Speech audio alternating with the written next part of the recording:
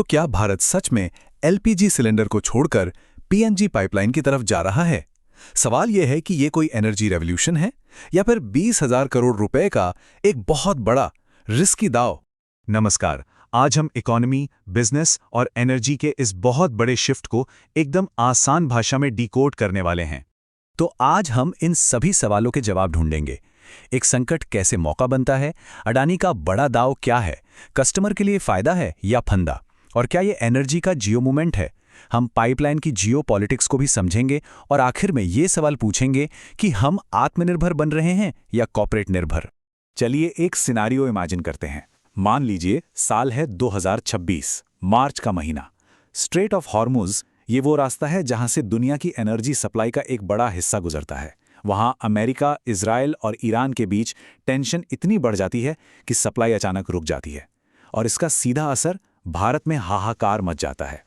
सिर्फ एक ही दिन में 89 लाख घरों से एलपीजी सिलेंडर की पैनिक बुकिंग होती है। सोचिए, 89 लाख! चारों तरफ डर का माहौल है। लोग सिलेंडर के लिए घंटों लंबी लाइनों में खड़े हैं। ये घटना एक झटके में दिखा देती है कि हमारी एनर्जी सप्लाई की नस कितनी नाजुक है। लेकिन यहाँ एक बड़ा सवाल उठता है, क्या ये संकट वाकई बस एक जियोपॉलिटिकल क्राइसिस का नतीजा था या फिर इसे एक मौके की तरह इस्तेमाल किया गया, एक ऐसी पॉलिसी को फास्ट ट्रैक करने का मौका जो कस्टमर्स को धीरे धीरे एक सब्सक्रिप्शन मॉडल में हमेशा के लिए लॉक इन कर दे। देखिए, एक तरफ लोग सिलेंडर के लिए परेशान हो रहे थे और दूसरी तरफ एक दूसरा सिस्टम चुपचाप अपनी जगह बना रहा था, पीएनजी यानी पाइप्ड नेचुरल गैस। और इसका वादा क्या था?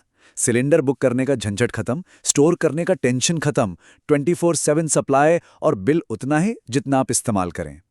सुनने में तो बहुत बढ़िया लगता है ना? पर सवाल यह है कि इस सुविधा की कोई छिपी हुई कीमत तो नहीं। तो सरकार ने इस पैनिक को शांत करने की जगह एक तरह से पूरे सिस्टम को ही पीएनजी की तरफ धकेल दिया। देखिए कैसे। सबसे पहले पीएनजीआरबी जो रेगुलेटर है, उसने पीएनजी और सीएनजी को प्रायोरिटी सप्लाई डिक्लेयर कर दिया। इसका मतलब इंडस्ट्रीज की गैस सप्लाई काटकर उसे घरों की तरफ मोड़ दिया गया। फिर राज्यों को एक इंसेंटिव दिया गया कि भाई जितनी जल्दी पाइपलाइन बिछाओगे उतना एक्स्ट्रा एलपीजी कोटा मिलेगा। और तो और जो कमर्शियल कनेक्शन की अप्रूवल महीनों तक अटके रहते थे वो सिर्फ 10 दिन में मिलने लगे।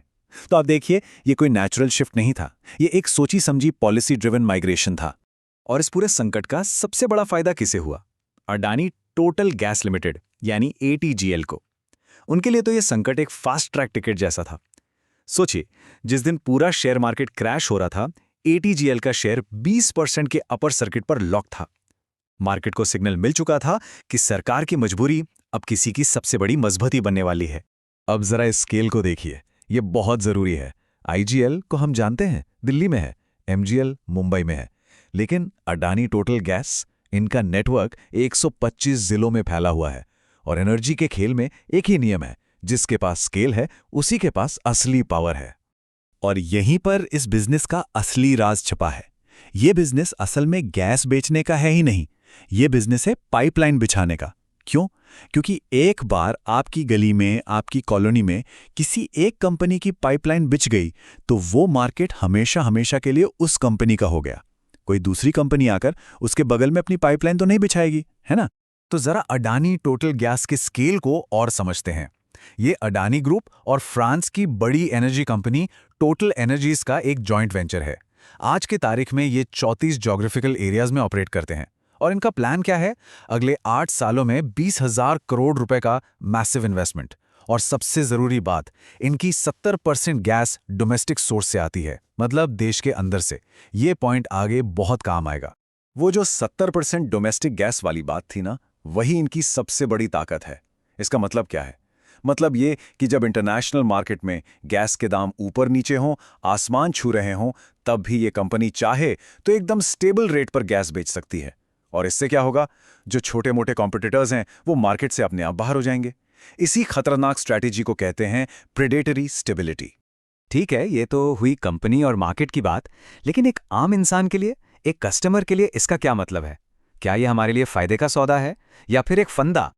देखिए, कस्टमर को जो प्रॉमिसेस किए जा रहे हैं वो हैं तो बहुत शानदार। सोचिए, अब सिलेंडर बुक करने की कोई टेंशन नहीं, गैस खत्म होने का डर नहीं, 24 घंटे सप्लाई है।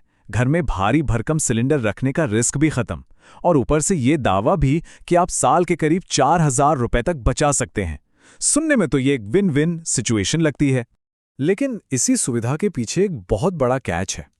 इसे ऐसे समझिए, एलपीजी सिलेंडर एक सामान था, एक कमोडिटी। आपका मन किया तो इससे लिया, नहीं तो दूसरे सप्लायर से ले लिया। आपके पास चॉइस थी। लेकिन पीएनजी एक सर्विस है, एक इंफ्रास्ट्रक्चरल सर्विस। एक बार आपके घर में पाइपलाइन लग गई तो आप हमेशा के लिए एक ही प्रोवाइडर से बंध गए। आप अपना सिम कार्ड तो पोर्ट कर सकते हैं, पर घर की गैस पाइपलाइन पोर्ट नहीं कर सकते। और इस पूरी स्ट्रैटेजी को अगर समझना है तो हमें थोड़ा पीछे जाना होगा और याद करना होगा भारत के टेलीकॉम सेक्टर का वो मशहूर जियो मोमेंट। याद कीजिए 2016 में जब जियो आया, फ्री डेटा, फ्री कॉल्स, हर कोई खुश था। देखते ही देखते 2018 तक जियो ने एक बहुत बड़ा मार्केट शेयर कैप्चर कर लिया। और आज 2024 में हालत क्या है? पूरा टेलीकॉम सेक्टर एक डुओपोली बन गया है। मतलब सिर्फ 2 बड़ी कंपनियां बची हैं, और कीमतें वो 400% से भी ज्यादा बढ़ चुकी हैं। लेकिन अब जो मैं कहने जा रहा हूं वो बहुत जरूरी है। पीएनजी का ये मॉडल जियो से भी ज्यादा पावरफुल और शायद ज्यादा खतरनाक हो सकता है। क्यों? 3 बड़े फर्क हैं। जियो का मॉडल एसेट लाइट था, उन्होंने बने बनाए टावर्स इस्तेमाल किए। पीएनजी का मॉडल एसेट हेवी है, उन्हें खुद पाइपलाइन बिछानी है। जियो में पोर्टेबिलिटी थी, आप कभी भी सिम बदल सकते थे। पीएनजी में जीरो पोर्टेबिलिटी है। और सबसे बड़ा फर्क, टेलीकॉम में फिर भी डुओपोली है, कम से कम 2 प्लेयर तो हैं, लेकिन पीएनजी एक नेचुरल मोनोपोली बनाता है, मतलब कोई कंपटीशन ही नहीं। तो ये नेचुरल मोनोपोली क्या भला है? इसका सीधा सा मतलब है एक ऐसा बिजनेस जिसमें घुसने का खर्चा यानी इंफ्रास्ट्रक्चर बनाने का खर्चा इतना ज्यादा होता है कि कोई दूसरी कंपनी आने की सोच भी नहीं सकती। तो जो कंपनी एक बार नेटवर्क बिछा देती है वो असल में हमेशा के लिए उस मार्केट की अकेली मालिक बन जाती है।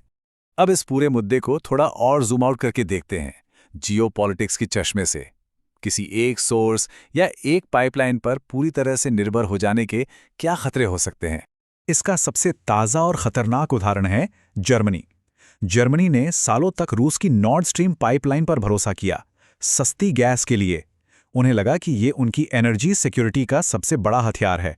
लेकिन जैसे ही रूस यूक्रेन का युद्ध शुरू हुआ, यही पाइपलाइन जर्मनी की सबसे बड़ी मजबूरी, उनकी सबसे बड़ी स्ट्रेटेजिक वल्नरेबिलिटी बन गई। जो कल तक ताकत थी वो रातों रात सबसे बड़ी कमजोरी बन गई। तो सवाल ये उठता है कि क्या भारत अपने उस फ्लेक्सिबल सिस्टम को छोड़ रहा है जहां सिलेंडर ट्रकों पर लदकर देश के किसी भी कोने में जा सकते थे, और एक ऐसे फिक्स्ड पाइपलाइन सिस्टम पर निर्भर हो रहा है जिसका कंट्रोल कुछ गिनी चुनी प्राइवेट कंपनियों के हाथ में होगा? तो बड़ा सवाल यही है, ये कदम हमें आत्मनिर्भर बनाएगा या कॉर्पोरेट निर्भर? और यहीं पर आकर हम इस विश्लेषण के सबसे जरूरी सवाल पर पहुंचते हैं। क्या हम एक ऐसे भारत की तरफ बढ़ रहे हैं जहां हमारी रसोई की लॉ किसी कॉर्पोरेट ऑफिस के बोर्डरूम में तय होगी? देखिए, विकास की एक कीमत होती है और अक्सर वो कीमत होती है चॉइस या फ्रीडम। सवाल सिर्फ इतना है कि क्या हम सब ये कीमत चुकाने के लिए तैयार हैं? तो आप क्या सोचते हैं? क्या पीएनजी वाकई एलपीजी को पूरी तरह से रिप्लेस कर पाएगा? अगर आप इकोनॉमी और बिजनेस ट्रेंड्स फॉलो करते हैं तो इस वीडियो को लाइक करें और कमेंट्स में हमें जरूर बताएं। एक बात हमेशा याद रखिएगा, एनर्जी ट्रांजिशन सिर्फ फ्यूल का बदलना नहीं होता, ये पूरी इकोनॉमी का बदलना होता है। इस तरह के और डीप एनालिसिस के लिए मेगा माइंड अकेडमी को सब्सक्राइब करना मत भूलिएगा।